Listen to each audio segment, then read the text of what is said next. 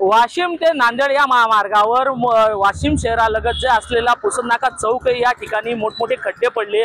यामुळे वाहनधारकांना मोठी कसरत करून वाहन चालवायची वेळ येते। सध्याची परिस्थिती बघितली तर वाहनांना मोठ्या प्रमाणात या मार्गावर जावं लागते। मात्र या ठिकाणी मोठी कसरत करत वाहन चालवत आहे। मोठमोठे खड्डे पडले आहे। यामुळे या खड्ड्यातून जाताना मोठी अडचणीचा सामना करावा लागत आहे। याच मार्गावर जे पुसद नाका ते हिंगोली नाका हे परिसर आहे। या ठिकाणी रेल्वे स्टेशन असो या कृषी उत्पन्न बाजार समिती मोठ्या प्रमाणात दररोज गर्दी असते। ये जा करण्यात मोठी वर्दळ या रस्त्याने असते। नागरिक मोठ्या प्रमाणात ये जा करतात। तसेच या ठिकाणी मोठ्या प्रमाणात काही हॉस्पिटल भी नेतात। त्या हॉस्पिटलमध्ये रुग्णांची संख्या मोठ्या प्रमाणात आहे।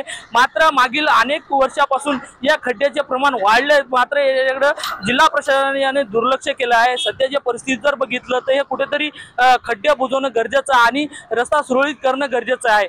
Cameraman Sachin राणेसह Vitthal Deshmukh, TV9 Marathi, Washim.